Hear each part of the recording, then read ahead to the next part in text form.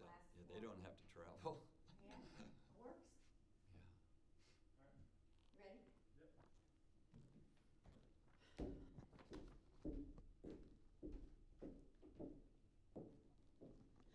Well, good morning and happy fall. My name is Dr. Carol Ann Barry, and I am the coordinator for this, the third annual fall course put out by Ruggero Piano.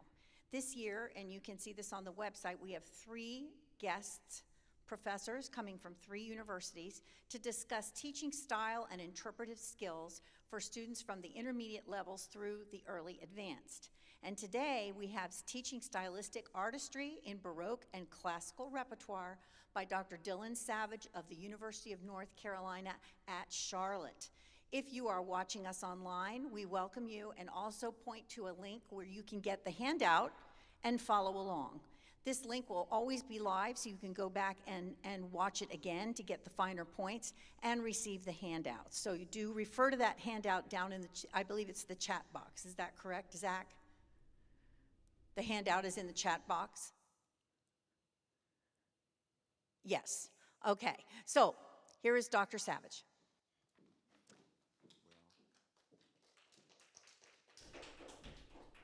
Thank you so much. It's a delight to be here. I'm going to sit down so I'm close to my mic. And this is a workshop on performance practice. Obviously, it's rather for piano teachers, piano nerds like us to really fuss on some of the details. And this is going to cover, obviously, the Baroque. I say cover, it's going to just touch on some things in the Baroque and Classical period, but things that will be very practical for your students.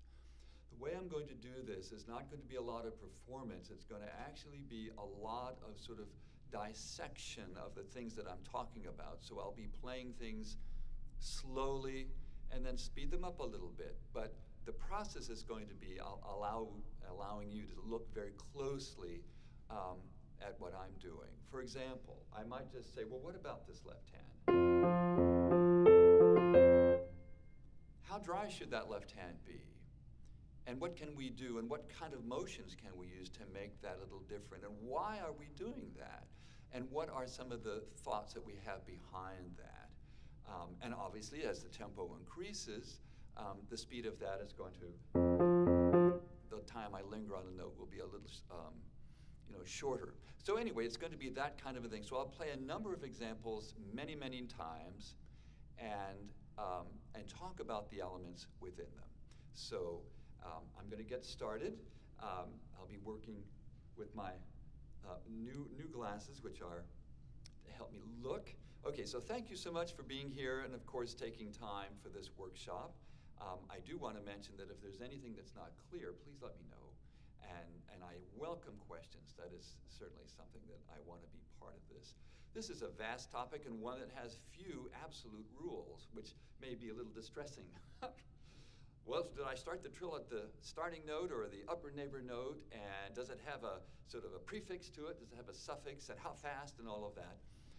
But as we'll see, a lot of this is contextual. It really, you make your decisions about things around the context of the music, as we'll find out. I won't be able to go into such great detail, but we'll cover a lot of things, as you can see on the list. To prepare for this workshop, I've, of course, just used all of the knowledge that I've gained from my wonderful teachers in the past, but also a number of wonderful sources, and one of them, which I think you would be very interested in using. It's a book by Sandra Rosenblum. It's called Performance Practices in Classical Piano Music. That is and that's listed on as your resource. You don't need to write that down on your handout there. Another is Baroque Music, Style and Performance, a handbook by Robert Donington. That's a great one. And then Herman Keller has written something, Phrasing and Articulation, a contribution to the rhetoric of music, and I love that idea, the rhetoric in the sense of how we speak the music through all sorts of little things that we do to make it expressive. And I also want to say at the outset, these are my ideas, and I've tried to be as informed as I can, but I don't mean in any way to say that whatever I mention or say is an absolute. It's not. And I don't think that's sort of shirking or ducking, but as I grow and, in my 50-some years in music, the more I look into things, the more gray areas there are, and I think that's wonderful. I think the bottom line for all of this is when you are making a choice to perform something, that you do so through a thoughtful process. Why am I doing this, and not just letting my hand play? For example, when I teach this particular sonata to my students, well, everybody wants to do it, which is not correct, because this wonderful language of slurs, as we'll go into, now we're going to do it slowly so you hear where that is built in there. Now that has to be done in a very musical way. You can't have this big gap in there and a little accent and a short note. So this is why it's so much easier just to go, but that's not what it's like. And so what are we going to do, maybe finger-wise, to get to here? And how long could I make this note before I make that little tiny gap? And then this little two-note slur, should it be stressed, perhaps? To give a little grace. So this is the beautiful language, especially of the classic period, which is so, it's really beguiling. I love when it's done well, and you almost don't hear it. Those little phrases are there, but they're not glaring, and we'll go into that. Okay, so a couple of definitions. I'm defining everything: articulation and touch. By articulation, things like motivic groupings, how you render a slur, accents, phrase shapes, dynamics, etc. In the classic period, there's a great increase in the diversity of types of articulations, including the use of legato and staccato and portato, etc. For Haydn, Mozart, and Beethoven especially, and many of the other composers, this really defined their music. You can tell very quickly just through that little sort of bit of language, as I said, the language of articulation, who it is, and it defines, as I was just demonstrating, this would sound, I suppose, quite beautiful. But it's not Mozart. It's absolutely not. And if you look at the Urtext editions, you will see that. All those little, he takes great pains to create these little slurs and the stops and the starts of new ones. And I've often told my students, I said, why do you think the composer wrote all those in there for you to ignore? It's really interesting. But they haven't been alerted quite. Okay, again, all those things can be interpreted, but they're not absolute. Now, touch is very intrinsic to all of this, and by that I mean how you actually play the notes. How dry, when I say dry, is it sort of closer to a non-legato? In Bach, it's detached, but how detached? It's not really staccato. I'm going to demonstrate all of this. And of course, there is legato. And the interaction of all of those, very, very important. So staccato and legato obviously lie at either end of this touch spectrum. But even staccato can be shorter, a little bit longer, I suppose. And legato, you could get to the point where you're really overlapping notes, and it could be a special effect, obviously still without the pedal. But in between is a tremendous spectrum of touches, which I've developed a system for, and I'll talk to you in just next 2-3 minutes. But I want to mention these ideas of touches and lengths of notes, and it's been written about a lot by people. Some of the touches in between staccato and legato are called non-legato. They're detached, but it doesn't quantify exactly the length. So I have a system for quantifying that a little bit more. And staccato. Now, interestingly, Beethoven, and this is a quote, his impression from hearing Mozart's playing. Would you think Mozart's playing was detached or more legato? It's very interesting. Beethoven's impression was, quote, choppy, non-legato. Isn't that interesting? I wouldn't have thought. Partly, perhaps the instrument he was playing, and we'll talk about that. Instruments, remember, things were in development. I mean, the harpsichord by that time was fairly developed, but the forte piano obviously was still very much in research and development. Haydn's directions for performers indicated that he favored a detached, non-legato manner of playing. So it's really good to have this historical. Now, one could say, well, what if he sat down at this instrument? Would he want to play his, or would he want?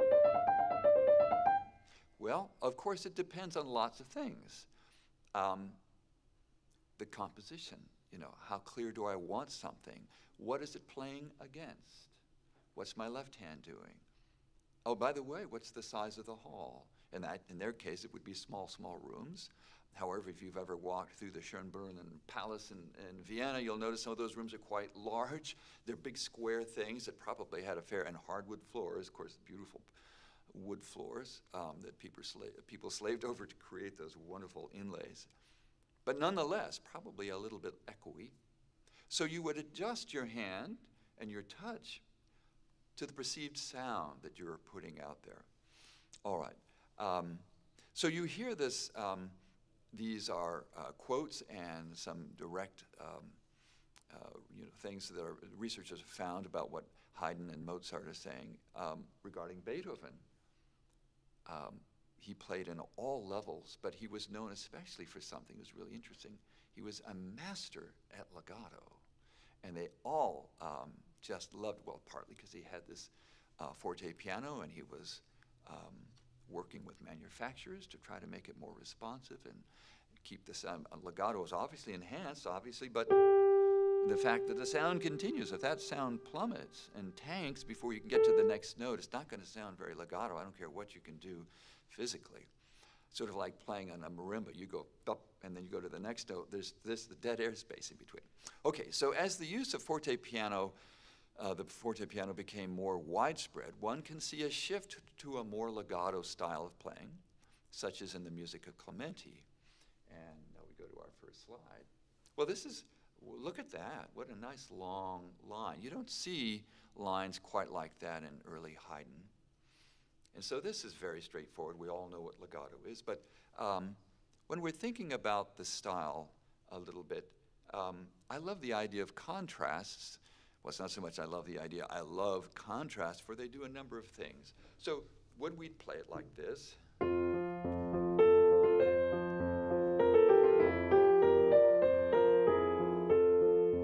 okay, so that's legato, and it's a slur. But I see the slur over the top, and I don't see it over the bottom. So I might take that and dry this out a little bit and not use quite so much pedal. Now, what if I were to play it all legato just with my right hand?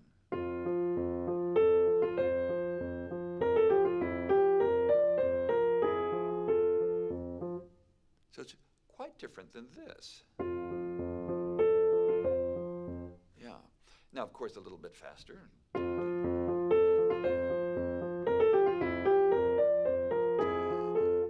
And then you start adding its forte, but all the little inflections that became available to them, obviously, with the forte piano. And I'm sure Clementi would certainly agree to use this much. So you would shape a little bit, but not too much. Well, obviously way too much, but. So what I find that part of this language is subtlety. The language of the classic period, especially with so many composers. It's subtle because all of these little slurs are just inflected. It's sort of like my speech. You can hear it. It's not spoken like this. And immediately you hear the difference. But there are these little tiny changes, and obviously even in tempo in the sound. So that's an example of how the slur was expanded. So before we go any further, I want to mention a system that I have, and this I think will be very beneficial. I was just talking about length of touch. And so I developed a numbering system that quantifies the touch a little bit more, and this will help your students. By touch, I mean, obviously, are we going to play? And then, okay. On the ends of the spectrum, staccato is 1, legato is 4. And the ones in between are some kind of detached quasi-staccato detached sound, and then closer to legato. There's some kind of legato, but it's not full legato. It's a little less. Then I also always use my fingers. It's the space between the notes. If there's a big space, it's a staccato. If it's a small space, but just a tiny gap, it makes it sound like it's legato, but with a sparkle in it. And I'm going to demonstrate all of these touches, but I'm going to go back to this idea. By a numbering system, it enables you to say, play a 2. Now, that would be somewhere in a portato detached range. Now, you may think it's a little bit impossible, but if I would ask my student, can you play a 2.5? With the numbering system, it enables them to just feather it just a little bit closer to legato, because 2, remember, is just off of staccato, which is over here. I'm doing it so you read left, right. So let me demonstrate this. Now, this is the system I have for my students. When they practice scales, scales can be mighty dull. So while they're practicing their scales, they need to practice. So staccato can be done, obviously, with a finger staccato. It can be done with the wrist. So let's just play. I'll just do a little bit of it for you.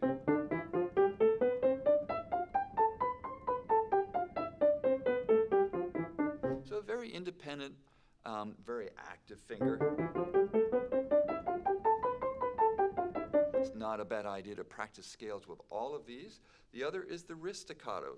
Now, while you're getting them working on these articulations, you're also working on these very basic motions that are very important to us as pianists. We work in a series of levers, don't we? We have a lever for our finger. So very fast fingers, we work from the knuckle. If we use the wrist, it produces a kind of a very light, sharp staccato for specific usages. I want you to think of it as a toolkit. I have a job to do, and I'm going to select this tool to do it. Can I play a very short, chirpy staccato with my fingers? Yes. Can I unscrew a nut or something with a bread knife or something? I suppose I could with great trouble. But the wrist enables you to get a very different sound. So you would practice this first, the gesture, so they get this little tapping sound.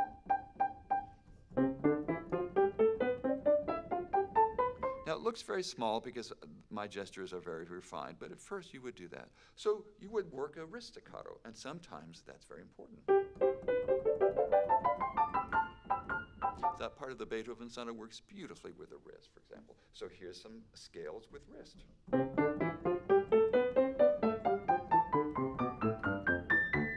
You notice that immediately the sound has a little bit more drive and a little bit more weight behind it, perhaps, and a little bit a bigger forte than I can generate with. Okay, so that's touch number 1. Touch number 2, some kind of detached. Now we're gonna plug these in. You can use it detached for Haydn and Mozart. You can use it for Bach a lot. So let's go to that. So we're gonna go from.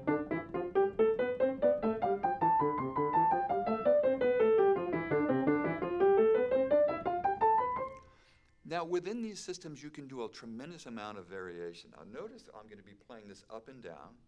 This is a 2. So remember, staccato is obviously at that spectrum, legato is at that spectrum. In between is this range of some kind of detached, and then something closer to legato. I call it quasi-legato. So here we are on 2. I'll do E major.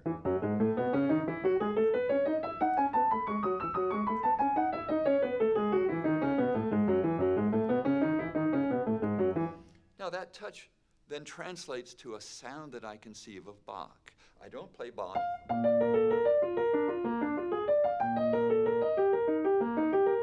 Most people would say, well, that sounds pretty good. Well, it does, but it sounds better, and it was conceived with a clarity that you would get with a much more detached touch.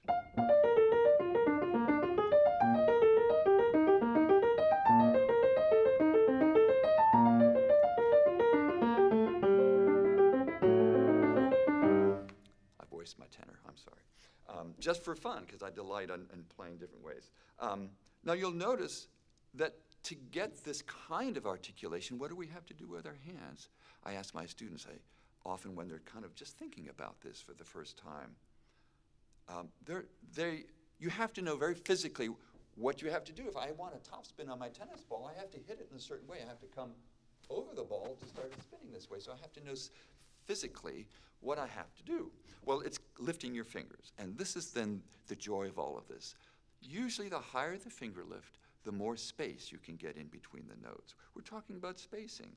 Now imagine as a painter that you had one color. You had red, you had the primaries, you had your blue. And that's all you got to paint in. So many of my students come to me with one touch. They play, you know, maybe just a nice middle-of-the-road legato quality. When they're playing just about anything, it sort of is that. And so they're not aware of this wonderful spectrum of colors. And so with this system that I'm talking to you about, can you get a 1.5? Can you get a 2? You can indeed. Let me just tell you this. I'm going to make a quick segue. If you teach your students how to find a soft pedal. Now a soft pedal is obviously where that is different on every piano. It's like finding out where the clutch engaged in a car. Some engages early, sometimes late. Well, anyway, you find where that half pedal is by letting it up. Maybe that's half pedal. Maybe it's a little. Okay, once I find half pedal and I'm good at it, I can find quarter pedal. And I can find eighth pedal. Or I can find 3/4 pedal. Now you may be thinking, man, this guy is really splitting hairs. Not so. The better you get, the more you can make these finite adjustments. So now, when I'm playing Bach, I've been practicing my scales using this system. So once I get a good solid 2, let me go back and forth between staccato and detached so you can see hear the difference.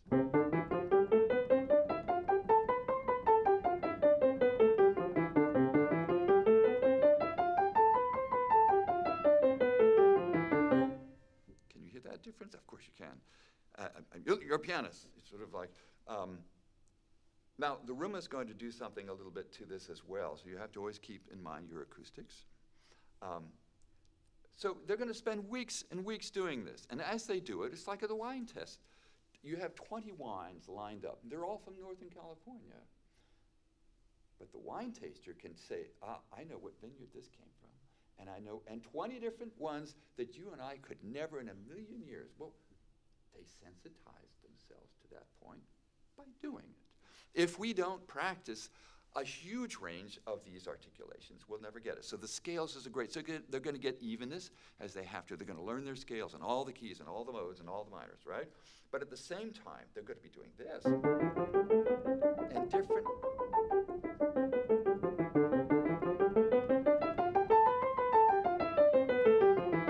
Okay, now we go to the third touch. I call that sort of legato with sparkle, but it's kind of a quasi. Now, at the outset, students are hard to find this, and they're also going to be struggling with what to do with finger. So I've mentioned the main thing is finger lift, if you can. And it's time, the time you spent on the note. It will really get them very facile, and their independence will increase. And remember, when you play a lot staccato, very light staccato in a piano, you know what they're also doing? They're playing to the halfway point of the note. Now, when you want real speed, you play down to the halfway point. You don't key-bed the thing and try to get the fullest speed, so you can get high speeds by playing just halfway down, which is enhanced by that light staccato touch that you worked on. So these touches are going to tie in to yet another bunch of things, such as speed, which then creates a lack of effort, which then doesn't get them to tighten up when they play, etc. So you're going to be link these all in here. So I've done 1 and 2. As I said, once you're on a 2, you can make adjustments, a little less so, a little more so, and it will become like that wine taster. All of a sudden, they can pick out that particular grape that was in there that eluded their taste buds, but they searched for it. Now, 3. Well, first I'm going to go to a legato. Here's the way I want you to do. Have them play staccato and have them play a little less staccato. Staccato's here. It's on that side. Have them play legato and then have them play a little less. And by doing that, you have them lift their fingers a little bit higher. So to play legato, your fingers are very close, as we well know, to the notes, so that there's an overlap. So just a nice, easy legato. Then you would say to them, lift that finger a little bit more.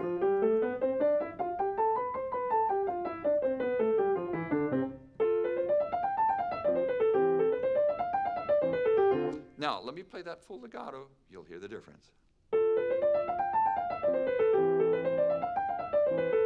Now, let me put that little sparkle in there, which is number 3.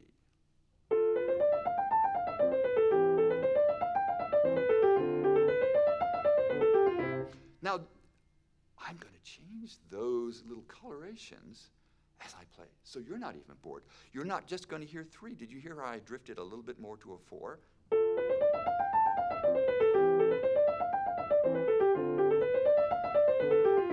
You hear it drifting toward a little more legato. This is going to make playing extraordinarily interesting, especially for people who have the ears. If I were to go to a wine tasting event today, it'd be wasted on me. It would.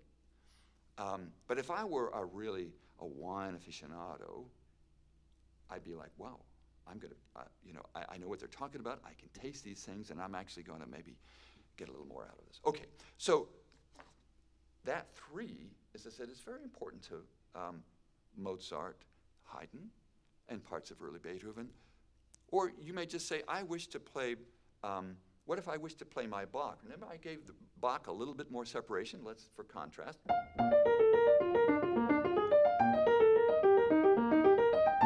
You might say that's a little dry for me. Fine. You might want to nudge that a little closer to the 3.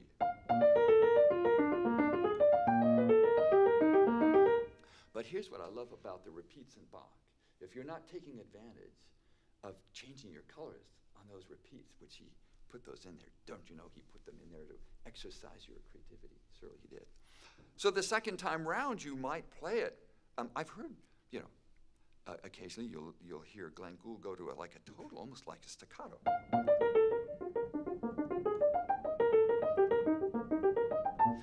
If I could, play that all the way through in a really controlled way, I've never gone after that effect. Well, wouldn't that be kind of cool on a second repeat?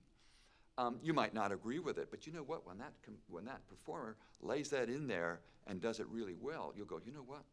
I think that person just sold me on that approach. Because otherwise, you're gonna get the same dish of food the second time around, and nothing's gonna change. So color is a big part of all of that. All right, and then finally, in legato, obviously I don't need to explain that, but you stay very close.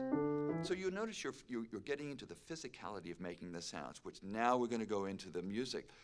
How are we going to talk about Haydn and Mozart and Beethoven and Bach without a sense of how to make these touches happen? Are we just going to say, well, Bach starts the trill on the upper neighbor note. There you go.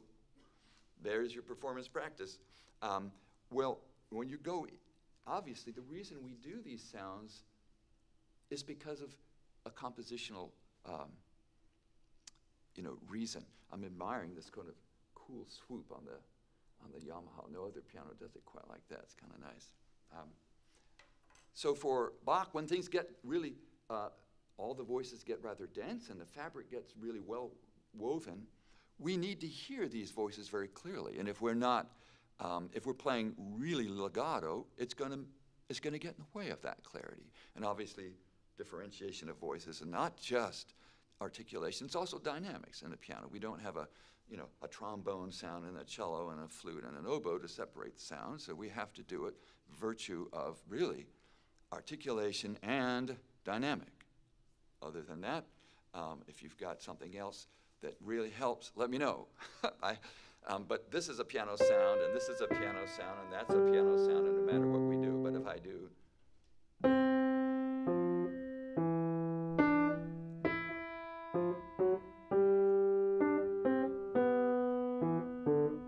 you hear the voices so clearly, so nice.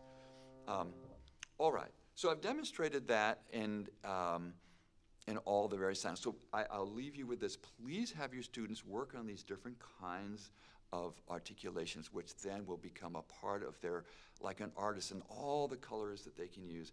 Would you just, you might say, can you paint me a picture in all blues? But I want 15 shadings of blue. And not only that, I want to be able to see figures. And I want to be able to see depth in all these shadings. But you're just to use blue. Why couldn't we do that? That's a wonderful exercise for a painter, but why couldn't we do that using, I just want you to play 5 levels of legato? Well, that will get them really, as I said, the whole idea, why do we spend years and years playing the piano? To gather more and more nuance, of course. Absolutely. Okay, so they become fluent with this, and you start challenging them on, give me a 3.5.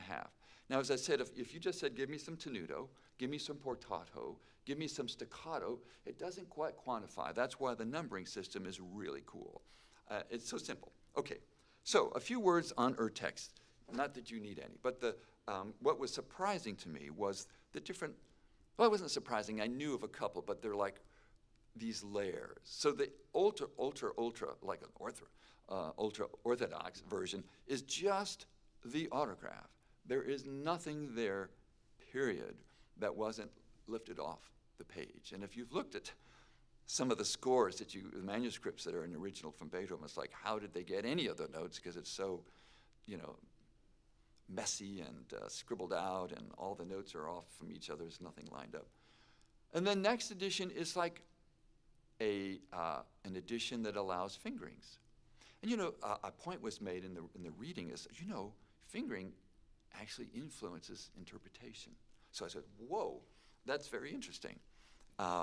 So we have here are the rankings for Urtext. First, it's called the autograph. Second, copy used for the engraving. Interesting. Third, it's called the first edition. And fourth, something called a corrected edition. So sometimes things would come out and the composer would make a correction. But the point is they're all Urtext, and for the most part you're getting what the composer put. Now here's a revealing anecdote on the importance of being able to discern a composer's intent, which we know, but it's kind of nice to hear it from the composer's voice. Here's Beethoven fussing over his copyist. And this is from a letter to Karl Holz, 1825, not too far from his end of his life. He writes, and I quote, "For God's sake, please impress upon Rompel to copy everything exactly as it stands." So he was a little irritated with his copyist. Then Beethoven proceeds to give a few illustrations of what was irritating him, including, would you put the hairpin over the note that it's intended and not stuck off to the side? And would you make the slur end exactly where it was supposed to end? And now this really, as I said, well, we're going to fuss over some of these slurs coming up real soon. It's sort of like this. I got to break it. And then go to here. Man, that's hard. How do I keep the line? Well, these notes, I'll get to this. They have to match dynamically, but the space has to be there. Now remember, if you're in a really live hall, what are we going to have to do to this as an artist? Though this is getting rather advanced. You're going to have to either play drier or a little slower. Otherwise, that's going to be covered. It's just going to... And sometimes the hall is your worst enemy. You can't play as dry as you'd like. Okay, so Beethoven was obviously saying, and it's just an example of how composers are very fastidious about their marks, so they want them to be done. Okay, so accents. Well, look at that top example. That's how Haydn made accents. Isn't that kind of cool? I'll play it. You can see why I have my... So instead of putting a wedge over it,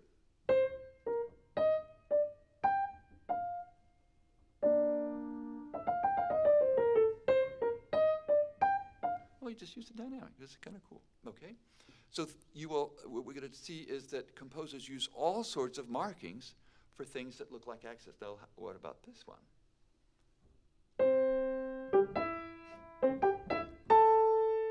Okay, so that wedge doesn't mean an accent for Beethoven. It doesn't. Well, we'll come to that. But right here it does. Now, what if you'd say, oh, it looks like it should be a staccato? I want you to look at the score like you're looking at a crime scene as a top detective. You're looking at all the, well, what about that dotted note? Are we supposed to just play it staccato? Why would he dot the note if we're supposed to get off it?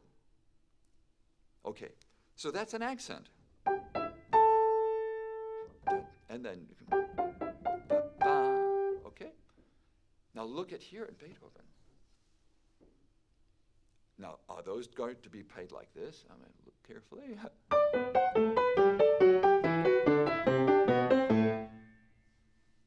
Should they all be kind of beefy accents? Or should they be staccato?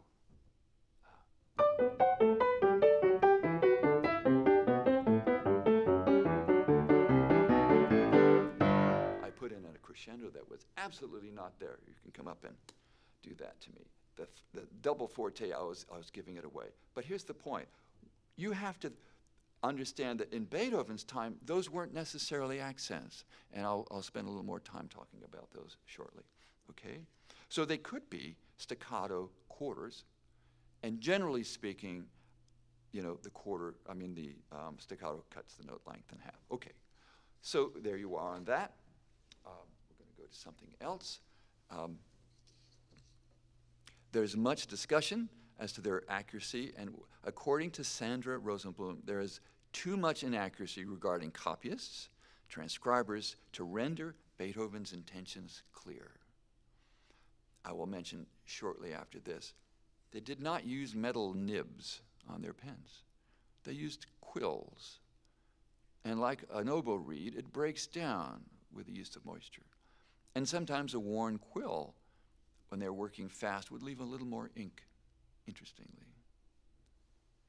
This stuff is fascinating to me. So all of a sudden, a marking that may not have been intended becomes something different. All right. So slashes, portatos, daces, and so we just kind of went over that. Let me mention, in the Baroque period, according to Rosenblum, the usual staccato sign, the dot, was synonymous with either the stroke or the wedge over the note. So, however, Quantz and others thought there were distinctions to be made. The staccato dot was to be played a bit more gently, and I'm quoting him now, than the stroke above the note, which required a sharp, crisp attack. This is Quantz speaking. Personally, I agree with Quantz's view that there should be some distinction. I mean, why not, for goodness sakes?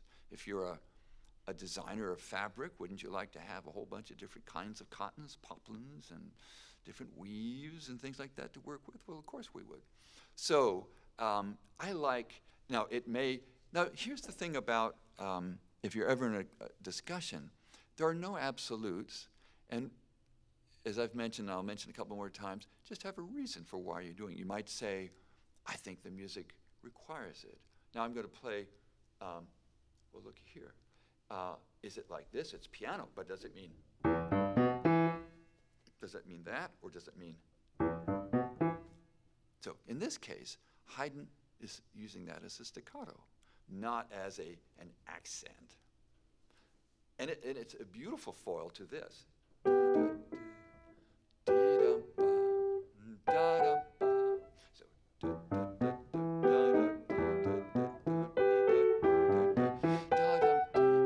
Now notice all these wonderful levels. This is the language that your students are going to come to, I hope, love. And you have to fuss over this, because you're going to want to play legato with one hand and then do it with the other hand. And you have to do it so differently. You just played all of these. And then all of a sudden it's going to be, oh, it doesn't go. But it goes dee-da-da-da-da-da. But that's not da-da-da. So dee-da-da-dee-da-da-da-da-ba. All of a sudden dry. Da-da-dee-da. Now this slur, they cross over one another. So this is dee-da-dum-bum-ba-dum-ba, where this is dee-da-bum.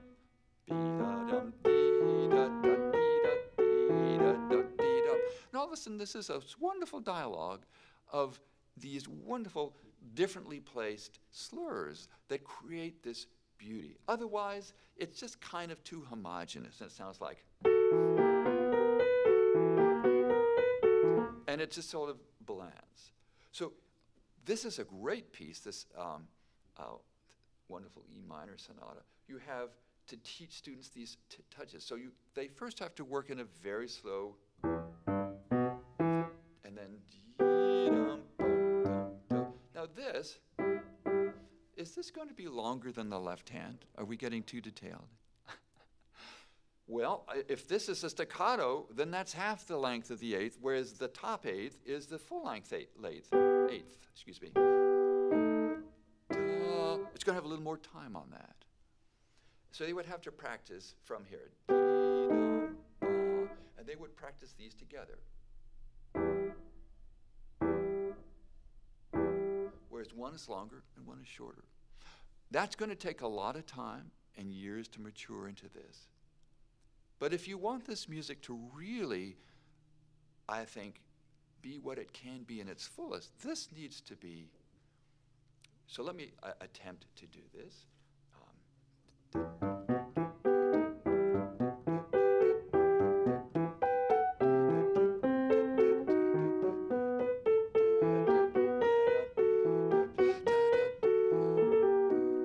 So these eighths, you'll notice we're not, these are shorter and these are longer at the end of the first line.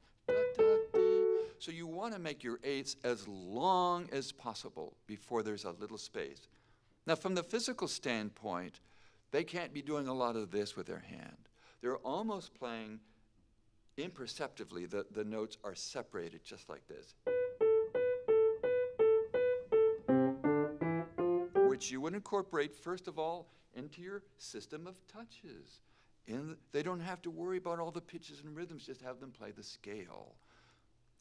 And then, when that scale, all these touches are there, you say, well, you just plug that in here, and you plug that in there. I think that's what's great. Okay, so here, another wonderful intermediate kind of, would you say this is kind of late,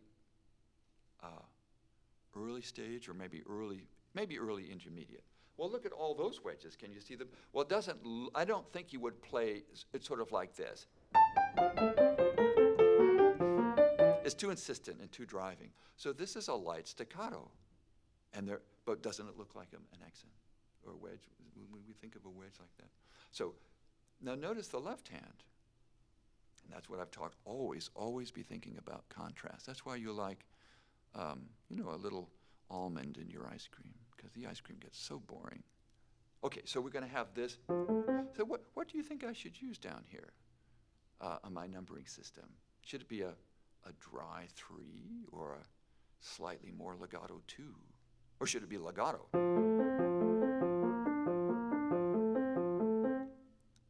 Well, here's one thing that I really encourage you to do.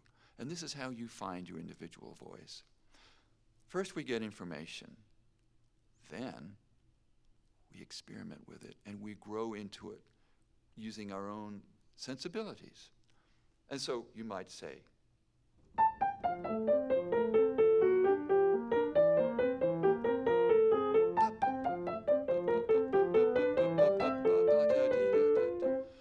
well, wasn't the left hand a little muted into? What if I wanted to bring that left hand a little bit more into the 4 and give it a little bit more? It's not going to compete with the right hand staccato, but I'm not doing, and I'm not. Well, let's try that. It's through this experimentation that individual voices come forth. We have to encourage our students to do this kind of experimentation through learned and informed choices. So I'm going to try it again. Well, I'm going to really make the top pop. I'm playing that legato.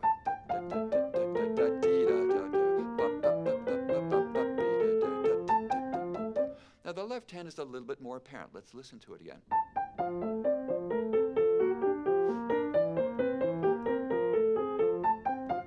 As opposed to. So it's slight. So I urge you to think about this. Now here's what's interesting. And this then gives me pause. Would you look at the bottom? Can you see the bottom of that? Maybe you, at the very bottom, can you see the very last line where it goes wedges and that goes to staccatos? Can you see that if you stand up? Well, here's what's interesting. He's doing this little figure.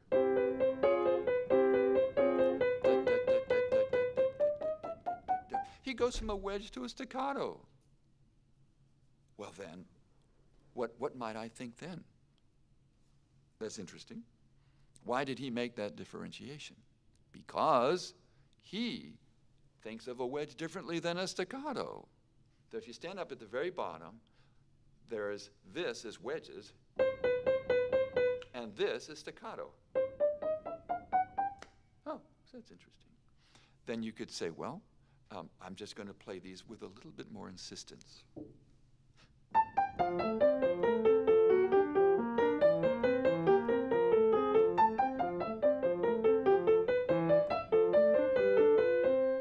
And then when I'm playing at the very end, let's see if I can make this contrast.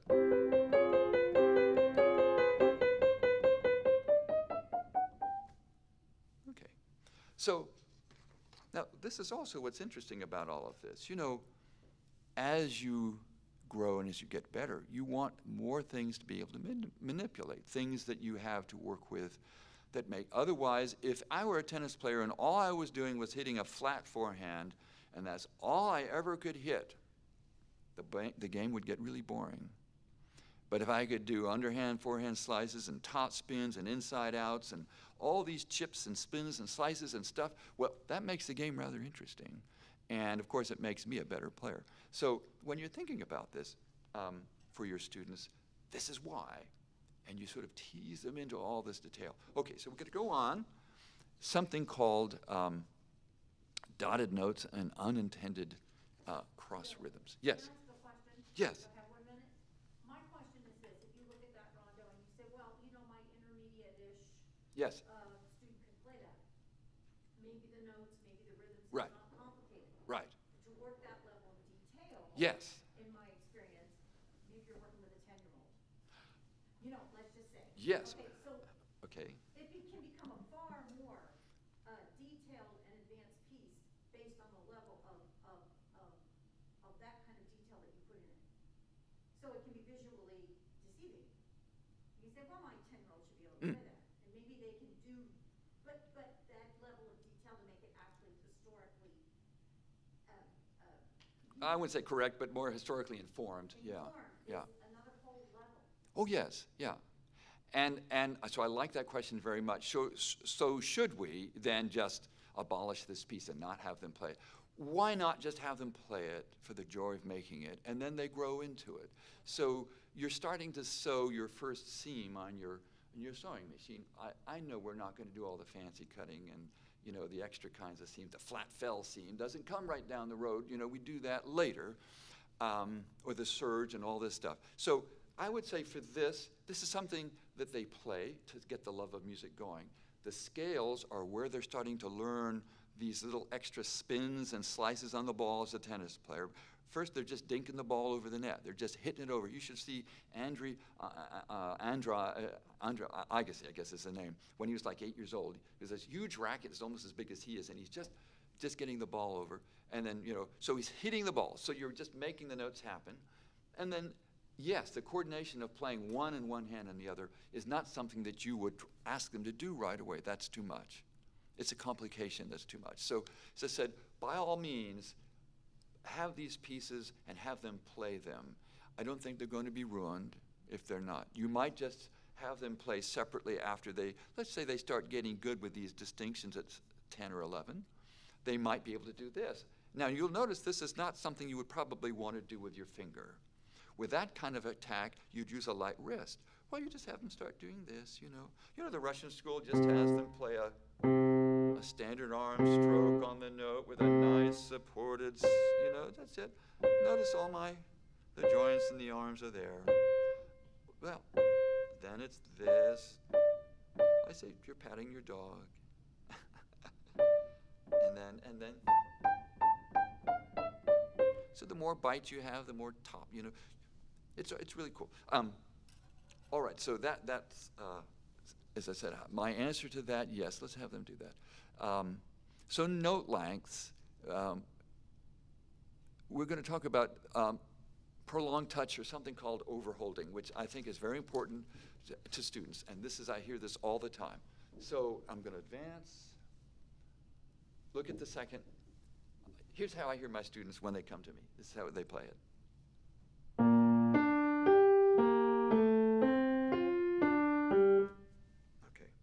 I say, well, what? Well, there are two voices there. They'll look at me quizzical. Well, I'll say, stems up, stems down, you know, and then they start looking. Well, then how do we differentiate? Okay, so in a nutshell, in Bach's time, we wouldn't make this legato. This would be, dum, ba. At a different dynamic level, I'll go, da. You'll notice the top note is holding. It's supposed to harmonize with the notes below. So, dum, ti, dum, ba. Then I release it before I play the C in the tenor line. Dum, ti, bum, bum. So let me play it for you as it's intact with the right volumes, or at least ones that work. Dum, ti, dum, dum, bum. Now you hear them as two separate voices. And remember I said I have to do it.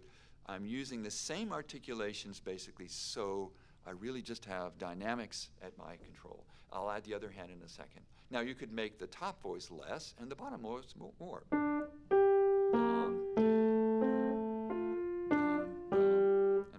exaggerating just a little bit. So let's hear it in the context.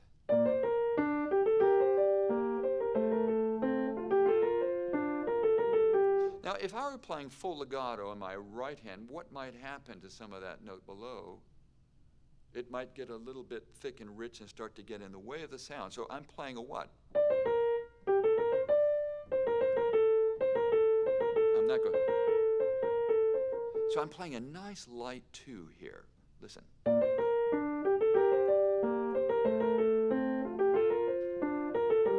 And all of a sudden to your ear, every aspect of the music is clear to you.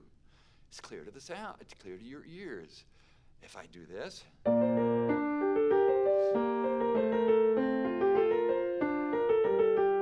That's not the right way. Let's listen to it. Now, within this zone, you could do a really interesting, you can make a more robust Bach sound. You might watch it.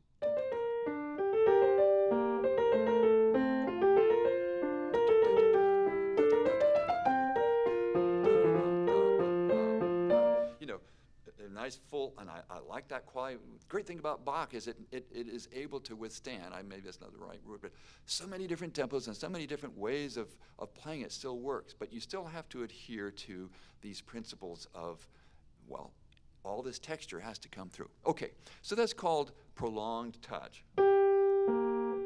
And then lift. Now the A is sounding.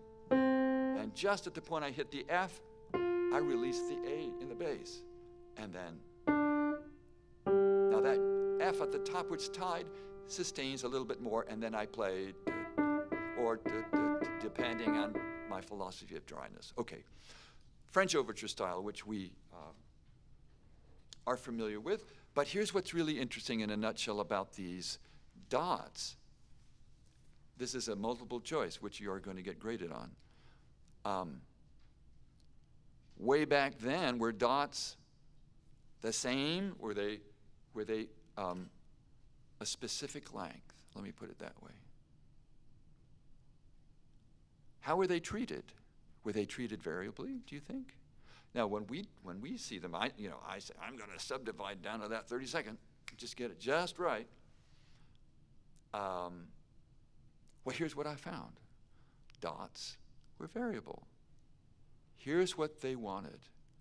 They wanted the long and the short.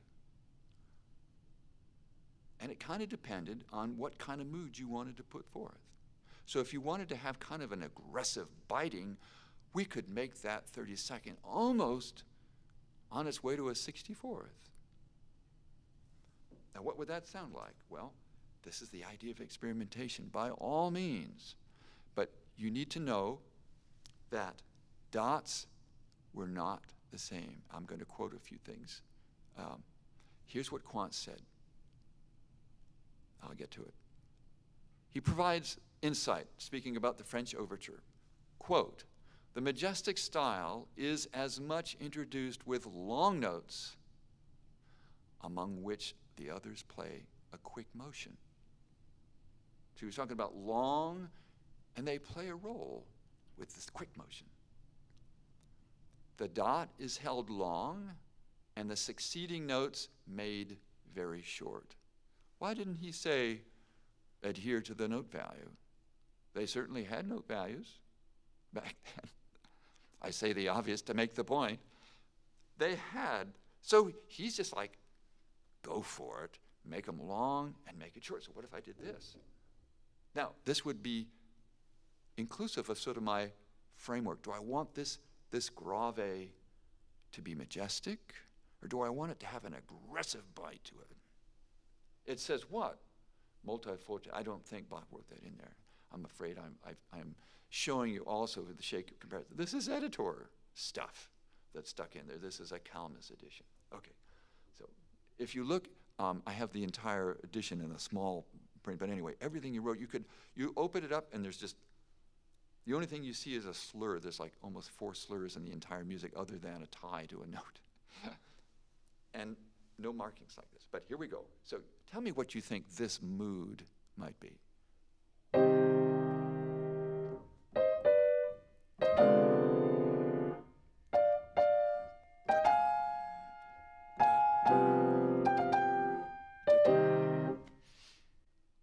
Now for contrast, now you'll notice I don't go, but that gives it that special quality. And you're playing at a speed that you can make the 16th separate, but the quarter is full length. 1 and 2 and now I'm going to make that really fast. 2 and so maybe I'm going to hold that dot as long as I can, and I might then cheat and hold that pedal so I can position my hand to make the next motion. So 2 and okay. Well, say you heard that. You say, well, what on earth is that person doing, playing 64ths? Triple dotting? Well, perhaps. But what if it fits into the overall mood is what I'm saying. And then you have, you see, this is the whole thing about the contrast. Then you get to this. Wouldn't that be in a phenomenal contrast after this? You know, why not? At least, here's the point. You say, I know you don't agree with me, but you know, I came to this decision using, and you might tell that person who thinks they know a whole lot about dots and the French overture style. Well, you said, I was reading this article that Quantz was just saying, you know, make it long and make it really short, but it didn't quantify. Oh, Quantz quantify. All right. Okay, so there you go. The unintended cross rhythm. We'll do this very quickly. You know, when I first saw this, I think I was trying to do it. I was pretty young, but I was sort of doing it this way. Well, they weren't trying, you see, they didn't have a nomenclature or writing style to create, what are they going to do with that left hand? How do you make triplets this way? I suppose you could bracket them and make a triplet and then put rest, and then put a you know, so you'd have a bracket with a 3, 2 rests, and then the 3 goes with the other 3. But no, this was just their shorthand way of making it go with the triplet. So make sure that the 16th goes with your triplet 8th. So.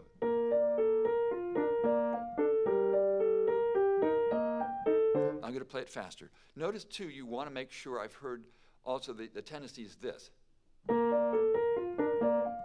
is to shorten that dot. So hold that dot as long as you can. Remember, this is the harmony against. It harmonizes, even for that little bit of time, it's important. So listen. Notice the huge difference by lingering on that dot that it makes.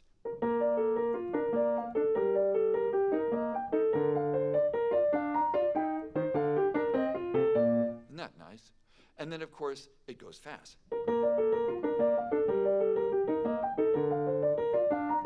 But what happens is that the dot creates a sense of calm underneath a very busy right hand.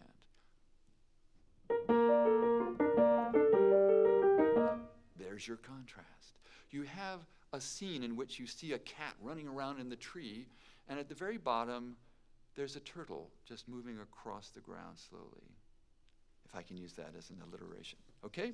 Well, that's what delights the ear. So if I'm playing the left hand like the right hand, we don't have that. Let's hear it.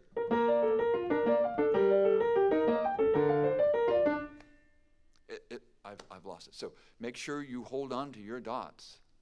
Dr. Savage said, hold on to your dots. Okay, so note lengths in the Baroque. Well, here's another kind of interesting thing, the idea of inequality. We're going to take maybe a tiny, just 3-minute break so we can all stretch and stand. But let me just go over this one real quickly. Well, you know, this was fairly new to me when I was reading about this, because I kind of sometimes do these things on my own because I kind of feel it. You know, I'm just relying on my own musicality. But it was actually a formulated idea. Let me read some quotes from people from way back, way before even some of this is the late, Renaissance or something. Bourgeois said in 1550, perform crotchets. Crotchet is the quarter note, the English quarter note, and the quaver is the 8th note. What I always wanted to do was the hemi, demi, semi. He said, crotchets 2 by 2, remaining longer on the first than on the second. How interesting. So it kind of fits into that 2-note slur. Dee-dum-bum, like I might just, now remember, these things have to be infinitesimally changed. I wouldn't go, dee-dum, that's too much, obviously. It's a question of taste. This is the beautiful thing about all of this. It has to do with taste. How tasteful are you? Which is what interests and keeps us playing and digging and trying throughout a whole lifetime to get that. So here's another one. You've heard of Frescobaldi, of course. He said in 1615, perform the second of each pair of semiquavers as dotted. Well, that's very interesting. And then Muffat in 1516 said, in slow 2 time, several quavers continued in succession should not be equalized for elegance of performance, as they would in common time. So he's thinking in common time we keep them, but he thinks you make them slightly un. So I kind of dug around for that. I didn't have any real examples, so I pulled up 1 or 2 that I'll play, and then we'll take our little break.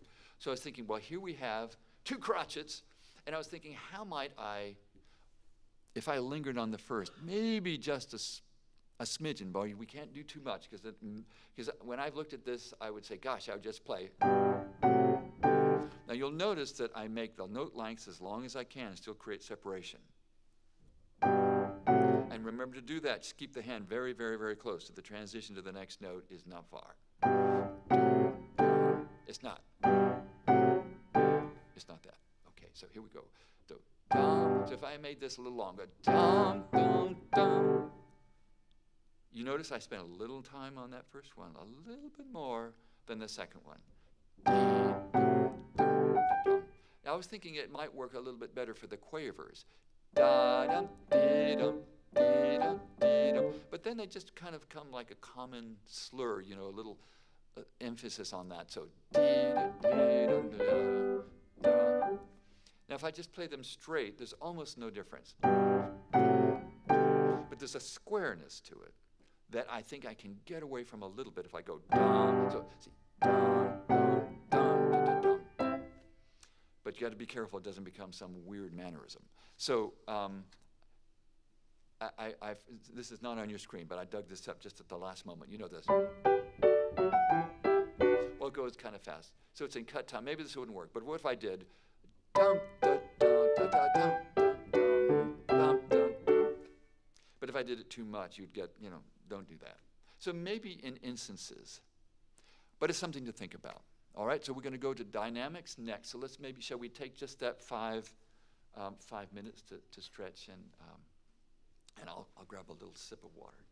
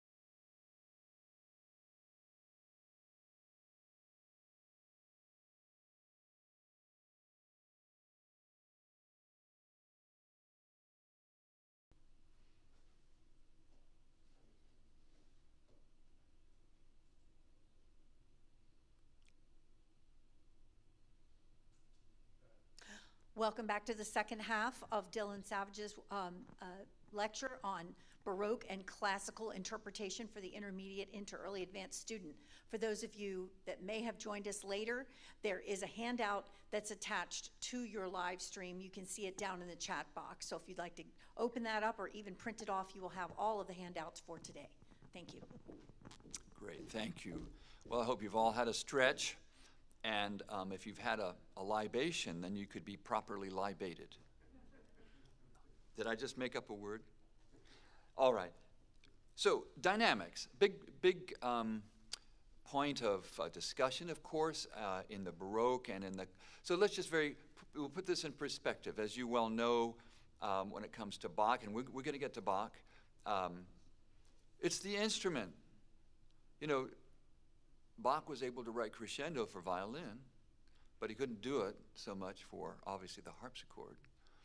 Not all harpsichords actually had that little pedal on the, or knee lever that enabled them to go to a second set of strings to get that slightly louder sound that they did to create this sort of going from a soft to a slightly louder quality of sound. So hence the terrace dynamics that we see that editors use, because that's all they had. Now, I'm going to show you what's really interesting. This transition that you can see from early Haydn and Mozart when they go from the harpsichord to the forte piano. Well, the scores show it. All of a sudden you have, well, look at, do you see any crescendo on that? Nope. It's all either slightly louder or softer. Now remember, keeping in mind the instrument, would we use a Rachmaninoff forte on that? Just kind of a dumb question, I suppose, but I always ask them, and I look at it with a slight smile with my students, would we play a Rachmaninoff on that? And I would sit down and I'd slug the piano. Well, sometimes they wouldn't answer. Well, anyway, it's all perspective, right? You're thinking about the instrument and the texture of everything around it. So no, so we have this big bruiser here. We have a 12-cylinder Maserati. Well, they were, with 2-cylinder Model T Fords, barely able to do stuff. So it has to be within, so yes, make a contrast, but what if we did this? And remember, we wouldn't, well, we'll get to the little bit of the pedal. You can place the pedal down to get extra resonance, of course. But if you're not careful, you're going to catch, and you're going to get that. So you have to really kind of do.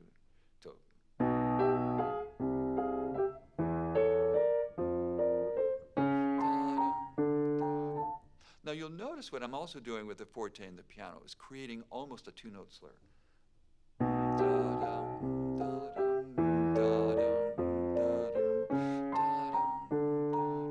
But you'll also notice the language is still intact. I'm not doing that. Listen to that I'll voice it a little bit more.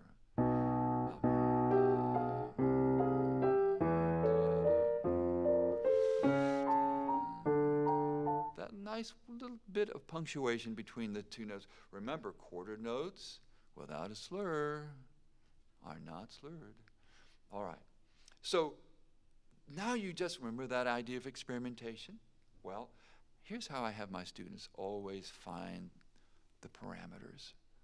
I say, it's like an actor. Overact the scene. Be overly dramatic. And then look at yourself. Oh my gosh, that's over the top. That won't do. Well, it works in music. By the way, that I'm saying for my what they're going to do is they're going to snip that thing out and put it on the web. That's how Dr. Savage plays Mozart. It's just like it's a sound bite, right? All of a sudden I'm going to be maligned forever. No, just for contrast. So, well, let's go someplace else. Now, do we see something here? We'll look carefully. It's very evident. We see crescendo. Well, this is Mozart. Well, guess what he got his hands on? The forerunner to the Maserati. Didn't quite get the Maserati. This is the Maserati. But he did get something that enables for the forte piano. Now, of course, we know the clavecin was able to do a little of gradations and dynamics as well. But Mozart had a harpsichord. And if you're ever in the town of Salt in Vienna, outside of Vienna, excuse me. Salzburg. You can go up to a second floor and little quaint, house in the middle of downtown Salzburg and see his very harpsichord. I have to give you a really quick 15-second aside. Well, I was in there on a rainy day in March, and no one was around. And of course, you can't touch it. And I could see the electric eye beams, so that you can't go through. I think it would set off the alarm, and the guard would say, "What are you doing?" So I had to touch it. And I'm going to admit to the whole, state in the world that I actually did this. And I have very dry, and I took any moisture that was off my hand. I had to do that. I just did that, and it set the alarm off. But I had a quick excuse. But I did touch his harpsichord. I said I was wearing a big raincoat, and I said, "Oh, my raincoat broke." Then he said, "So make sure you have the excuse." But I didn't sit down and play it. But there it was. But that's what he had. And then he had the forte piano, which, by the way, you know when this started? A harpsichord maker was doing what I'm imploring all of you to tell your students, imploring you to get them to do. Experiment. So what was he experimenting with? Instead of plucking, he was saying, let's smack that string and see what happens. And so 1704, well, at the very early stages, that was just nothing. There was no back check to grab notes, and it was just hammered. It was just not a good thing to play. But here we are with something like that. So let's look at this little section. Let's get it.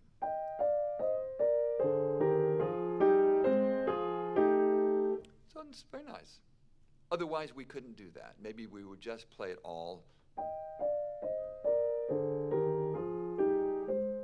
And then we'd get to that. By the way, you notice I was playing at the level of the harpsichords? That's about all you'd get. You can't. Now remember, dynamics are the relative. How loud is your loud? Well, obviously, we can't play like a little harpsichord if we're on a big stage and we have this thing with us. So remember as well, balance everything. They're relative to all things. So your forte, you still have a little room to go for your double forte, but don't make it too much. So there's that example, and you look at the bottom, there's another one. So it's very nice.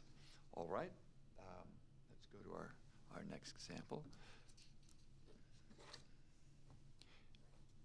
When we're talking about, and we'll get to this as well, but we'll talk about this, Bach. What do we do about dynamics? There aren't hardly any in his music at all that I can see. So here's how we know, if you listen to his other, music for other instruments, there's dynamics. So if he had the grand piano, would he have used it? Yeah. And by the way, he did get to hear, I think he had 2 visits with the growing, or the, improving forte piano, his first visit with it. Not so, he wasn't very favorable. Well, why don't you try and open, a Model T bouncing over a bumpy road, and misfiring and blowing smoke, and then, maybe a 1945 Ford.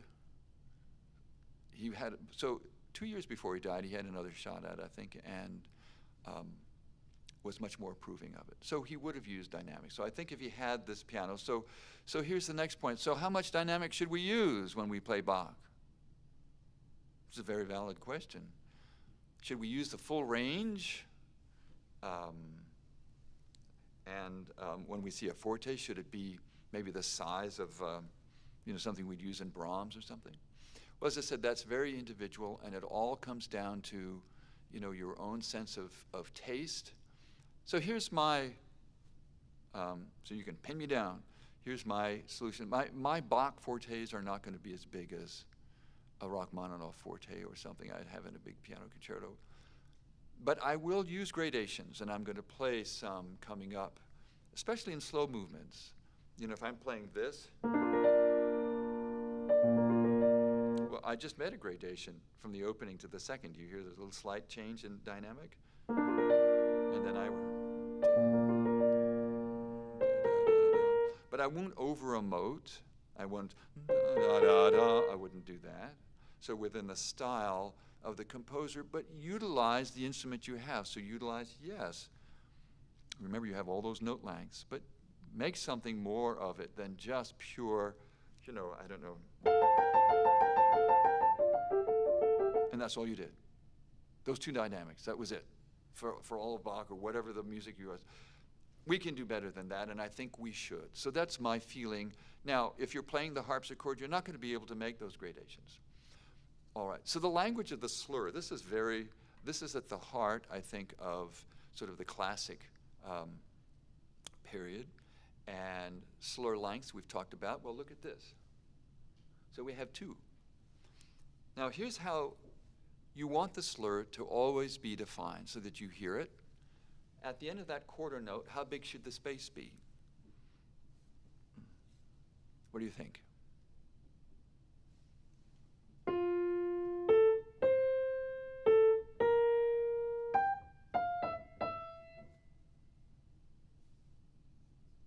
I'm making a face. A little bit big.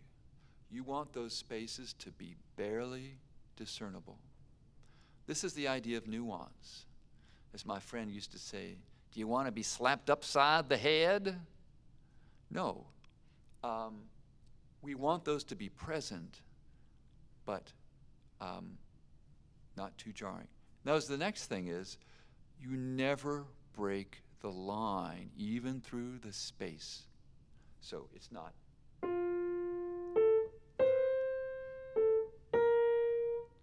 How do you, very simple, when you're talking about line, melodic line has one thing almost always in common, that the note before it is very similar to the note that's coming in dynamic. So even if you're getting louder, this note, I use my fingers. Notice how those fingers are in a line. Now what if I broke the line? That note is down there. You see my bar graph? That's called breaking the line. So, I broke the line. There's a Johnny Cash that's very similar. I what the time? I did the time.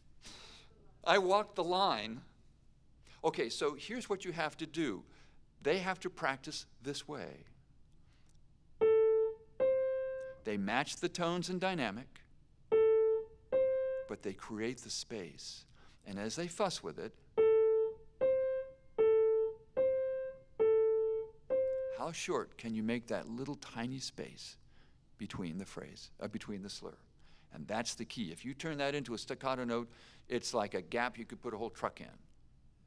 Now, the left hand is legato. This is why you can't pedal with this music. People say, what about a pedal? You can, but you have to be darn careful. Because if I pedal my left hand, this is what I get. I don't want that. It's too thick a cloud to put this delicate jewel of a melody on. You want this legato.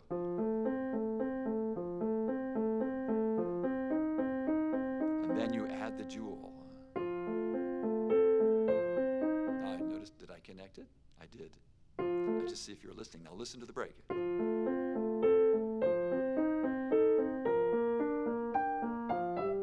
Now back to tempo.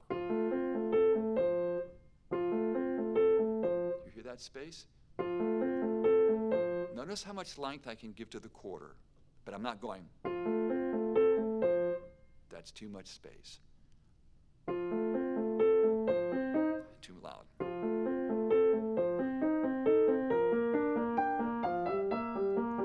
Now that whole thing creates one 4-measure phrase, and it should sound like this, but with it, listen.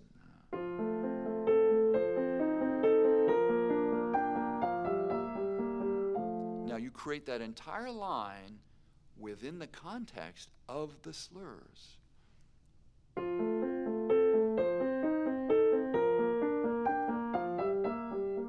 You see, there it is.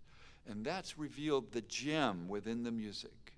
Otherwise, you just kind of like a bull in a china shop. You can't. And then, dee-da-dum, dee-dum. You would sing it this way.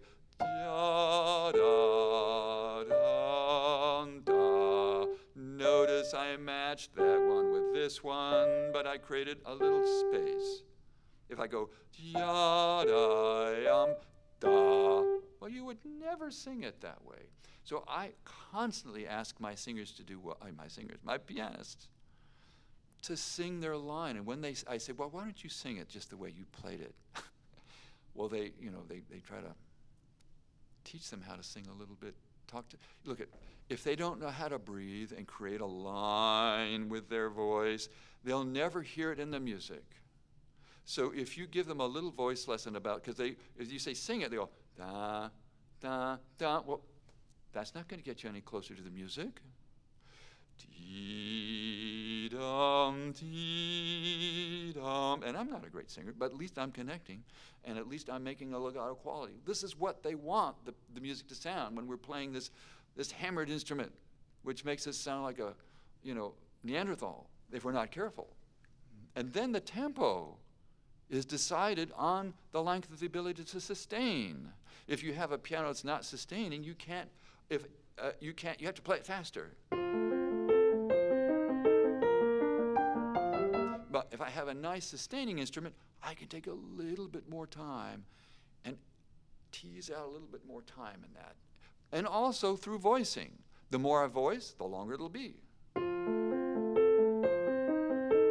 Now I want you to listen carefully just to the left hand. It's simple, but notice how clean and even that is. I want you to think of that. That's the ring. That's the beautiful band. The melody is the diamond. If you don't have that beautiful band, the diamond is not going to look very good. So keep that in mind. Your accompaniment must be played exquisitely.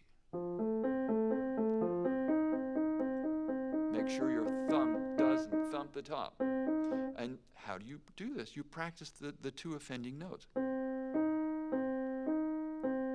The reason the thumb thumps generally is they lift it too high and they bang it down, so keep the thumb on the note. When you're playing a soft legato Alberti, keep the fingers right on the notes, no daylight that comes underneath that note.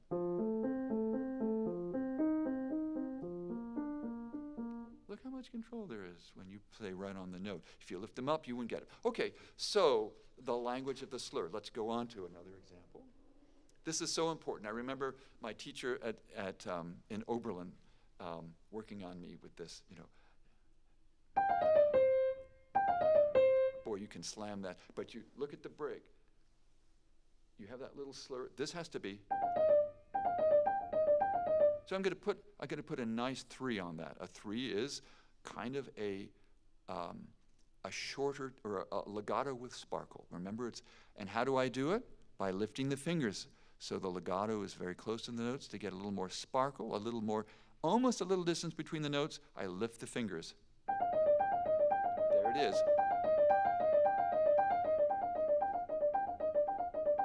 Notice how dry I could get? Let's say it was a very reverberant hall. I would play that way. So here we go. Dee-dum. So the slur always has a little bit of just a little sense of a little more dynamic weight on that first note than the second one. You want to hear it. Dee-dum. Now, why is that? You know what music really is all about? It's like all of life should be about love. Well, it's all about tension and release. That's all that is. It's the coming resonance, or getting rid of that dissonance. So that's all that is. So you wouldn't play. You could just give it a little sense of something. Now, one final thing, how am I going to make that gap happen, that little tiny space? Always employ a fingering that basically creates the gap for you. If I could play 5, 4, 3, 2, 1. So I get from the D to the C with a 1. Boy, are we nerds. But if I go 4, 3, 2, 1, I end on the D. So what I do, instead of crossing over, I'm going to go D-da, D-da, D-da-da. And it creates the articulation. So you don't have to think about it. Now, the difficulty is you have to make sure you don't bump the downbeat too much, which is easy to do. But remember, all of this is about finesse, and you're going to be growing that sense of control.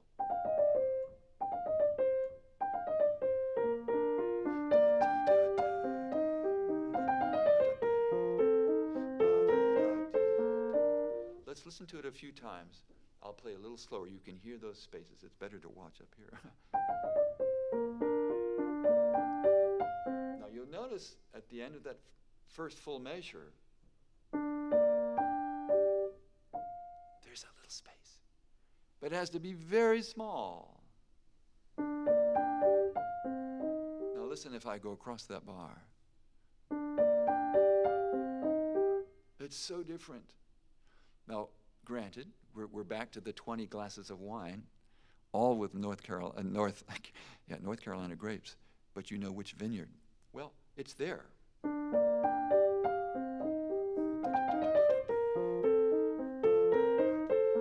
Now, left hand is really I'm doing a nice legato on that hand. I'm not drawing that out, so.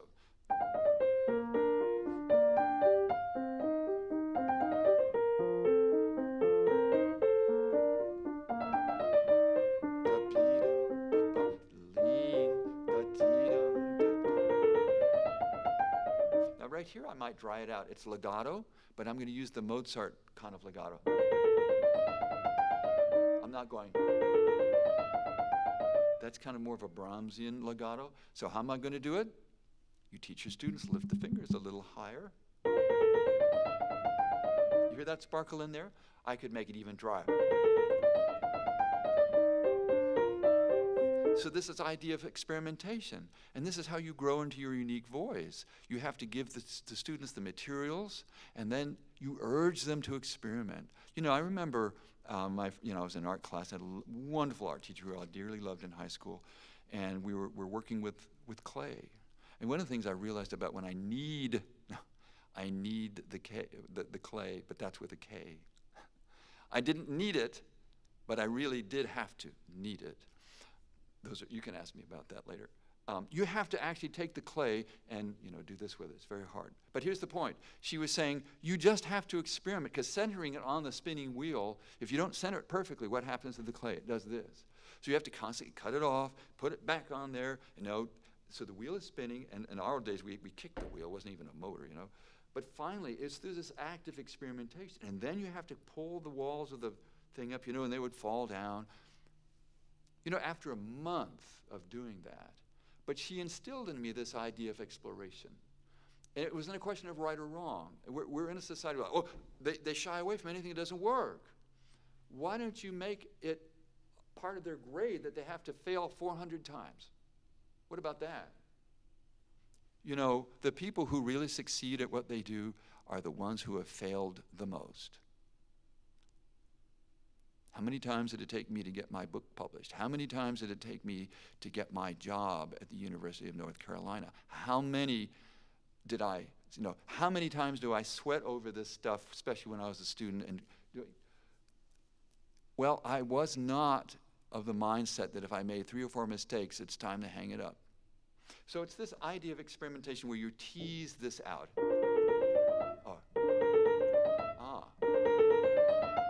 Too much crescendo. More grace. Maybe too much swoop at the end. Do you hear all the inflection going on in that one little line? Well, what do you think keeps an audience interested when they listen? Is it sameness? Is it sameness? Is it sameness? No, it is not. And when you look at a really good piece of art or a great movie, your eye and your mind is constantly being intrigued by what? Change.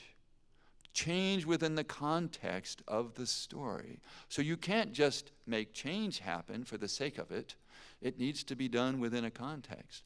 So what are you bringing to all this change? Well, you'd better have an arsenal of things to bring to the music. If you don't have different touches and you haven't thought about all this stuff, then it's going to be a rather boring experience. Not only for the audience, but for you. It's like you wake up every day and it's Groundhog Day. I just get the same thing. That's it. There's no more. So that's what I love about plumbing this sort of depth. So the language of the slur is really, really great. So here's something for little kids to play. It's kind of fun.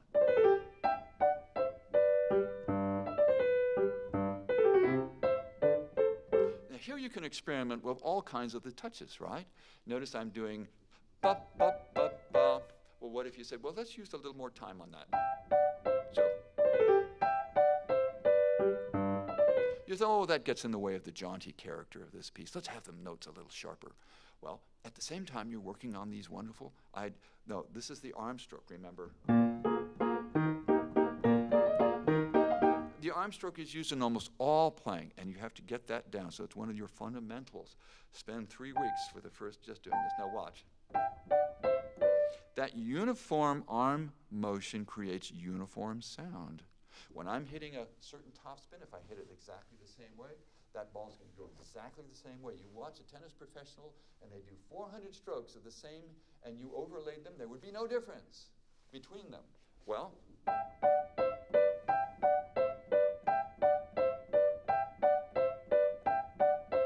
that's how you become a professional. Is you're able to replicate with tremendous control across the board, and you have to use the physical gestures to do it. And so if your physical gestures aren't tied up to the right ways of doing things, it's going to be much more difficult. As I tell my students all the time, you can dig a ditch with a spoon, but wouldn't you rather have a shovel? So here you go. So let's experiment. Then you say, can you make those eighths longer? Well, you've already helped them through these exercises, so they might go. And this gesture, by the way, a little rotation of the arm to help the finger. You can do it all finger, but you can also make this rotary motion, so it's like turning a doorknob. And it just makes the playing easier. So, okay, and so you have to hear that dot.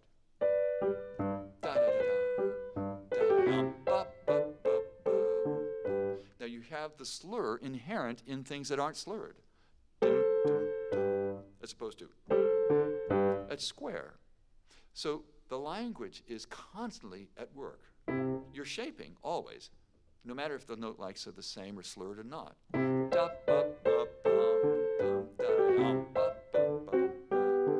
Now there's a repeat. Remember this idea of variation? Variation is at the heart of creativity. You notice this piano maker? They did not follow the design of the Steinway. But it's still the corner of the piano. They just made it something unique to Yamaha. I think it's very graceful, by the way. So, with a repeat, what if we did this? So the first time you did. So, the second line, we're going to do it again.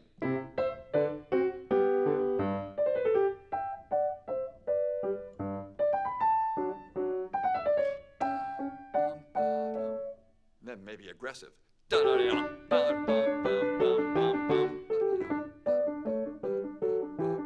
Notice I made the left hand a little longer.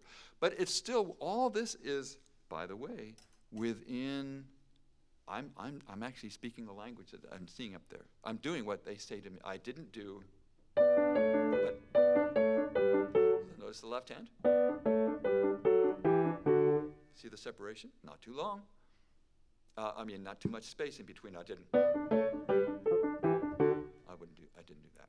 Okay, so as you're looking at these pieces, there's so much for the students to work on.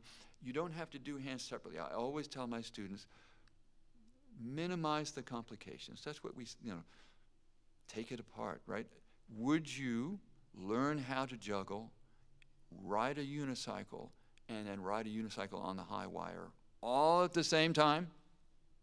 Well, the students look at me and say, well, no. I said, yeah, I made it really obvious, but unfortunately, you're trying to do all those things at once. So you're trying to juggle, you just got on the unicycle, and you put it on the high wire. Well, anyway, obviously you have to learn each one painstakingly alone. And then, every issue in music can be turned into a little exercise around that spot. Notice what I'm doing.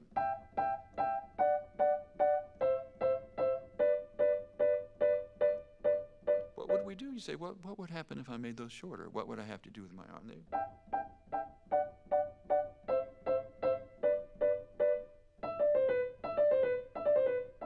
So every piece is an opportunity, and you must cycle. Teach them how to cycle over and over again. I have to do this.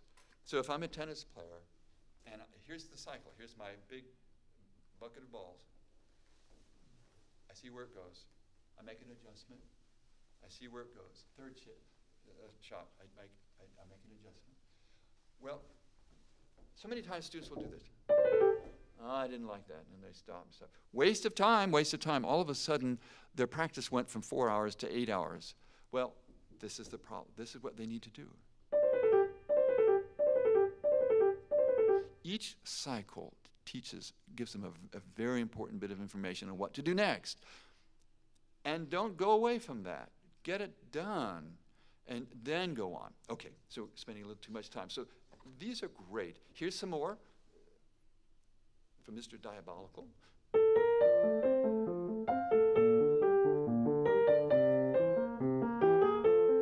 Now notice it says legato at the bottom. Well, there's no slur down there. So you could say to the student, oh, would you play it first, repeat, first time through legato, and then the second time you come from this. Where are we? Yes. So the first time you played legato. Notice the more richness in the left hand.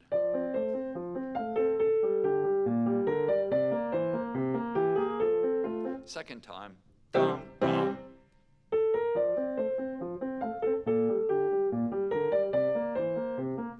Doesn't the piece assume a very different character? What if they changed the tempo a little bit? Do you think that would be something they could do? It says up there, I doubt. By that time, we will get into the metronome. Metronome was invented by then, but this is all possible. What if your student were to stand in front of the audience and say, these are the reasons why I'm doing this. On the repeats, you're going to hear a big change of the tempo. Now, my teacher is not totally on board with this, but she really, really was impressed by how deeply I felt about this, so she allowed me to do it. Okay? What are you allowing your student to do in that recital? They're really taking ownership over a lot of things that they're doing. So maybe that student will do it this way.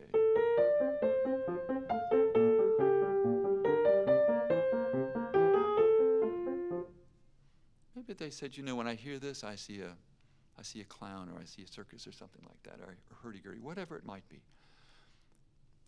I'm going to say something that ultimately this is the deal. You can talk to anybody in the world about, well, it must be done exactly this way. If you put your real soul and your imagination into something, it will speak to somebody.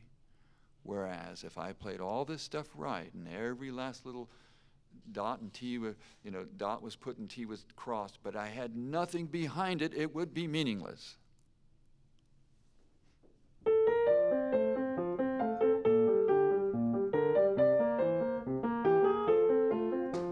Feel free to run.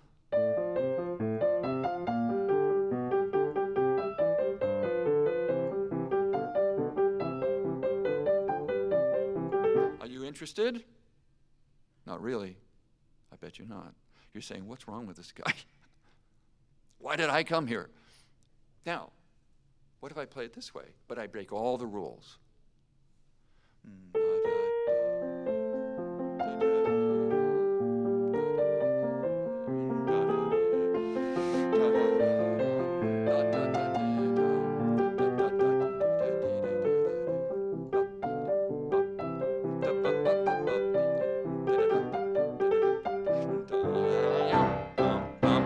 Okay, well, it's over the top, but at least I'm saying something. Now, what if I say it with such conviction that I sell you? All of a sudden, you've changed. Have you ever been sold by somebody? I didn't want to buy this, but man, that salesman really sold me. Well, we are salesmen in that sense, that I'm selling my interpretation. That's what we're doing.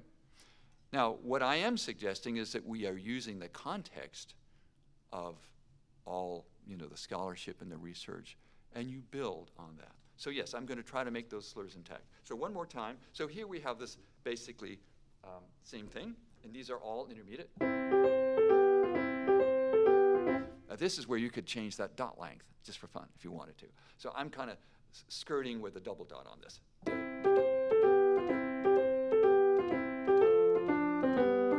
Sounds a little more pedestrian if I play it the way it's written. Kids have a real rough time with dots. They want to do triplets. always want to round it out. So get them to run around and count and feel the dot, the energy of the dot. Dum, da dum, da dum. That's the energy that I had quoted to you earlier. That's what they were feeling. It's not so much a number thing. It is the energy of the short note going to the long note. Da, pa, pa, pa, pa. That's what they're feeling.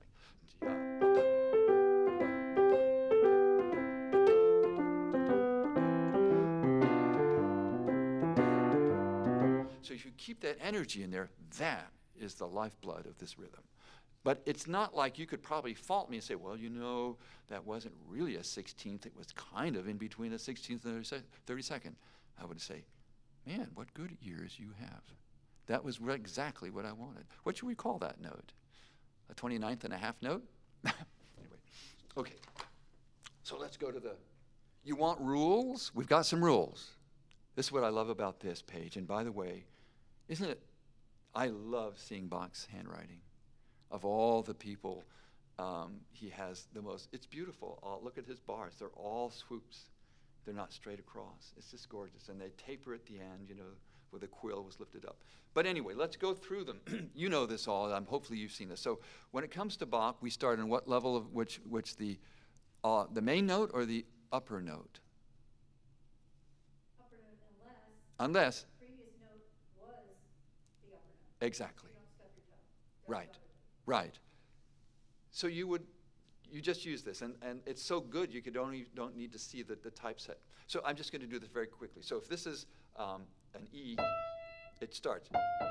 It's because of the idea of the dissonance and the tension and release that was so important in his music. Now the next you have this. It looks like a trill sign, but the slash through it, so you know that's a mordant. So that always goes down. Later on, but I'll say fast trills are like inverted mordants. You don't have time for a long trill, so you add an inverted mordant, which goes up. Da, bum, da, da, da, dum, da, da, da. As opposed to this, your melody.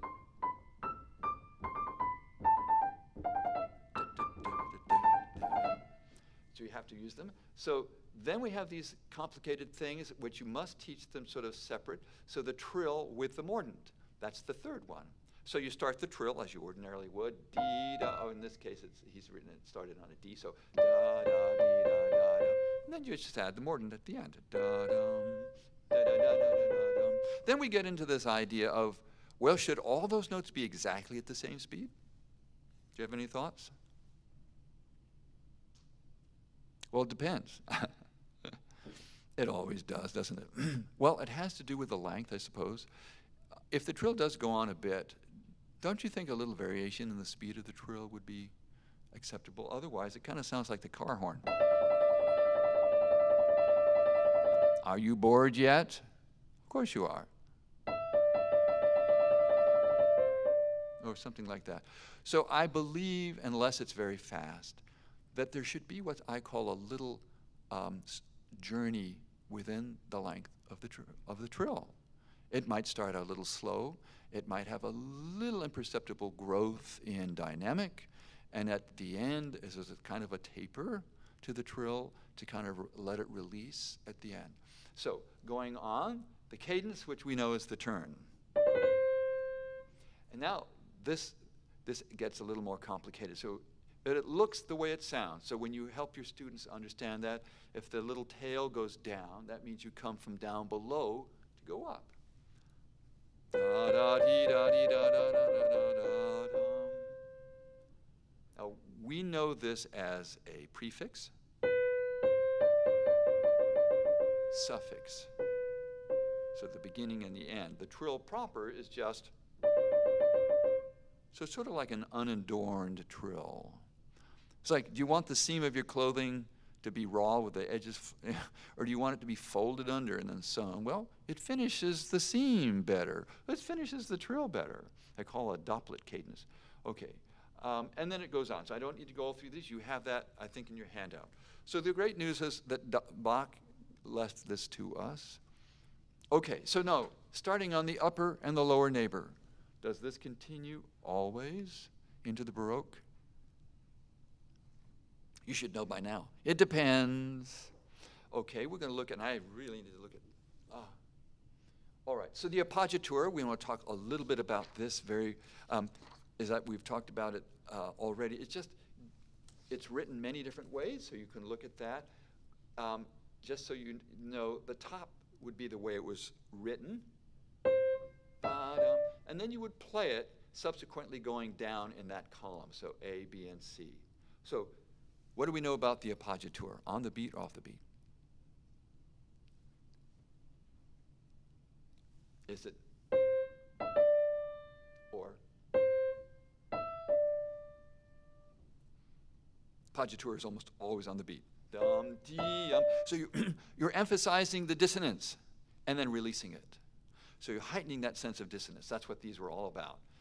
So it looks like that, but it's played as you see below. Sometimes they could be slurred and sometimes separate. Dum, dee, dum, da, ba. But generally, to make the effect, you would slur them.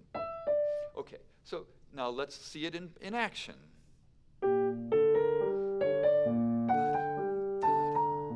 Notice there are a couple of things that I'm doing. I'm giving the dissonance.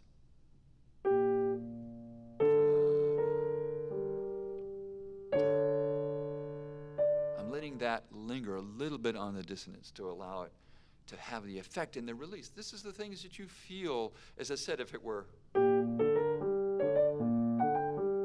So you have to learn how to heighten this tension and release. At the same time, the primary note needs to be heard. Don't get off that too fast. No, listen, if I play the primary note, which is this. Notice there's no slur, so I cannot connect. So, dum, da, da, da, da, da. But I sit on that eighth note long enough for you to hear it.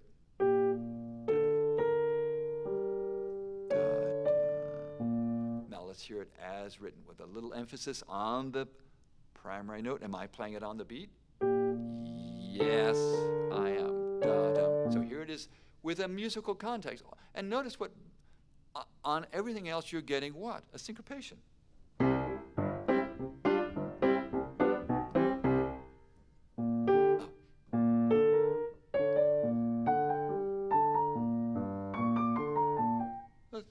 Mozart's predating the jazz era, right? So here we go. Dum. And it's all then in the sense of the line. Dum, dee, dum, da, da, da, da, dee, da, dee, da. There you are. Okay, long appoggiaturas. Look at the next one. Notice how long they can become. Dum, dee, da, dum. Okay, so that's a long appoggiatura. All right. So, and grace notes are a big part of that. Going to go ahead. The accacciatura. This is a very important. You've seen these, and I'll just play them. You notice what is below. It's this kind of roll, but it's once again the dissonance stuck in there. So the dissonances are released very quickly, but it has a glorious quality, and you can linger on these a little bit. So they roll. Sorry.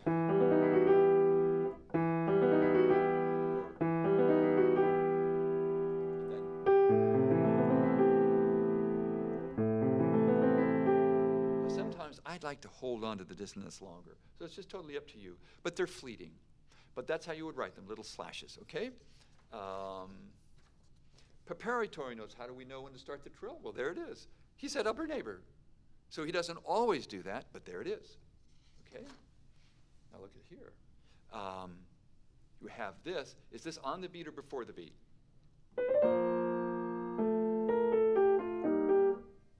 Or is it?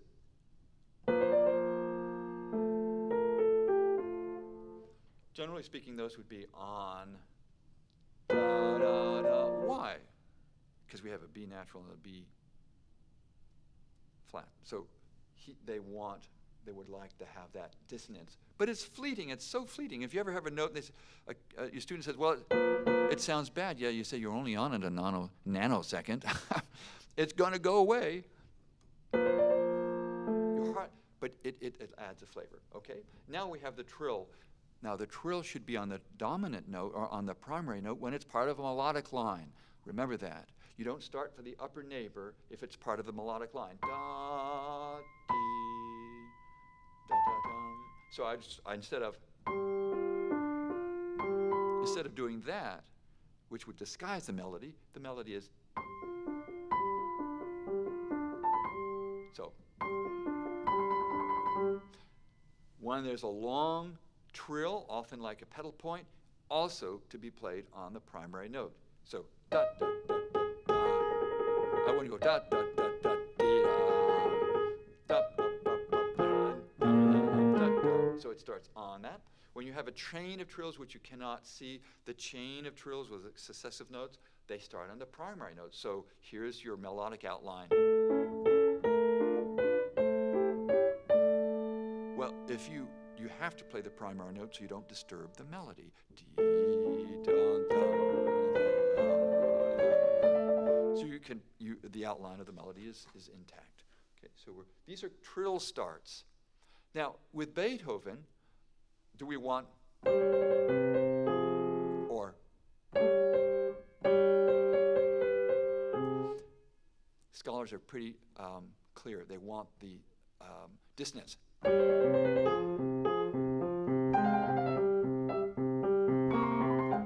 And Beethoven always makes things tricky.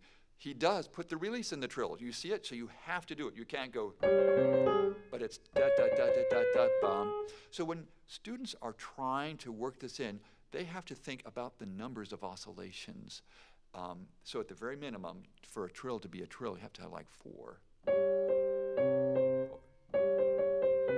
So da da da da. Now you've got your trill in. Then you got to get to here. When they're thinking about it, they really have to break down a number of things. Maybe they can't get the trill in fast enough, which means the 2 release notes have to come after the last eighth note in the left hand. You know, I'm speeding up a little because we're running a little short of time. Well, they have to figure this out really specifically, like they spec it out on a blueprint.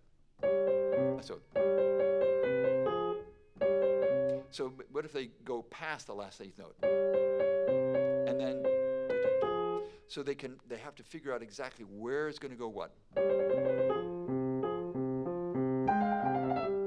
I got it all in there. Now, but the piece is going pretty quickly. So Beethoven never makes it easy for us. But here, in the next one, we're not on the upper neighbor because it's part of the it's part of a melodic line. If it's a melodic line, you play the principal note. Okay? Also with the Haydn. Dun, dun.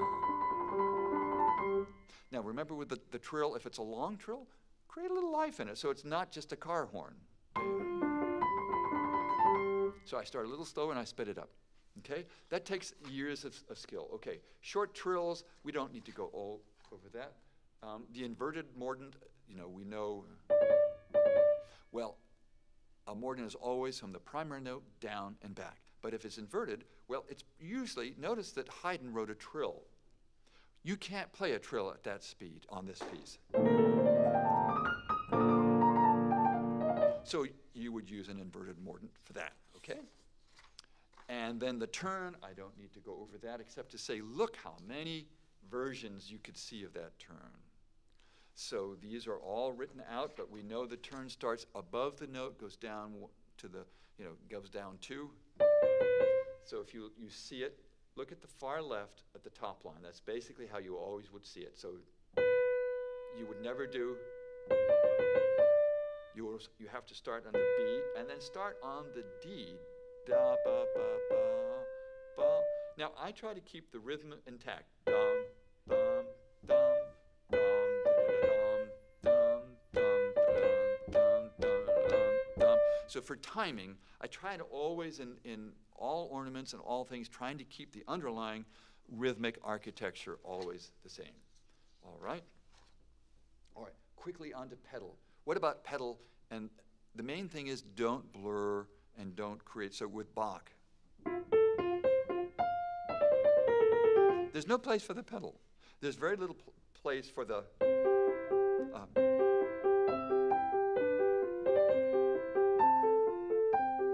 you put the legato with your hands.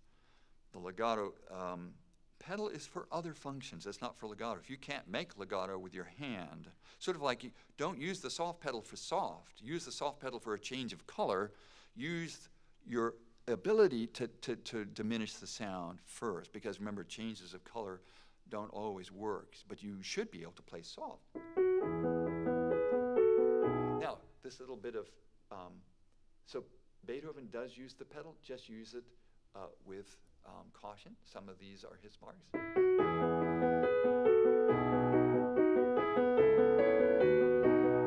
So the sense of legato, a lot of it is in the hands, but now the pedal is becoming more involved with middle and later Beethoven. Pedal is also used in a syncopated way to get resonance. So in this next slide, I'm just going to get it to get more sound, but I'm going to let it off so the quarter note remains the quarter. So it's better. I want more richness. I put the pedal down just.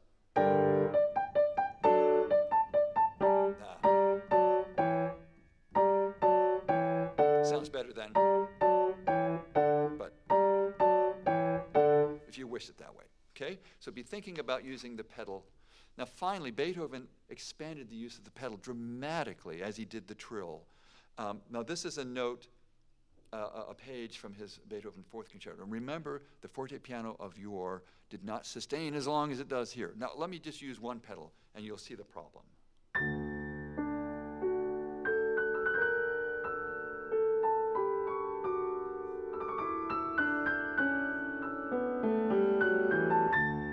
Pedal, because I couldn't help myself. It was, did you hear how much blur? So what do? Do we follow his directive and play it? Let me play the whole thing through with one pedal.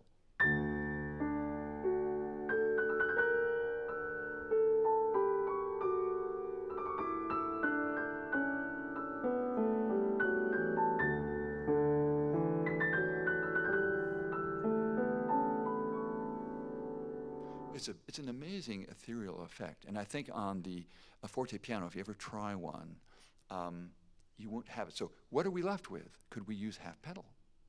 Well, why not try that? This would be a great time to learn. You have to find it. Every piano's different.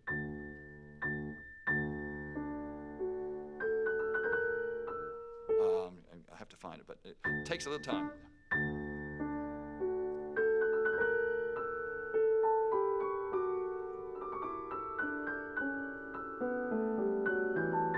Kind of getting the effect that I want.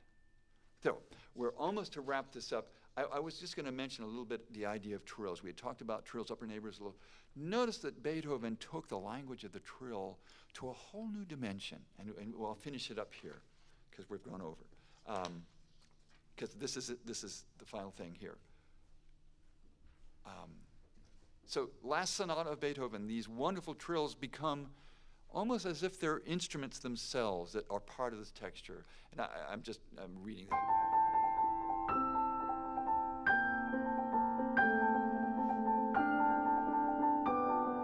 Notice the left hand is operating like a trill, but kind of in like this little pattern that's more of a ostinato.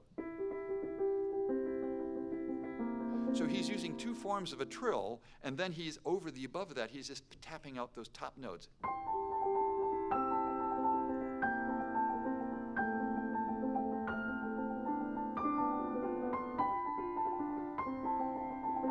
It's just phenomenal what he's done with that trill. The trill is no longer ornamental. It's a heavy-duty part of the fabric. So we've covered all of these things to some degree. I hope this has been helpful, and I'm so thankful that you've been here today, and it's been my great honor and pleasure. So thank you so much.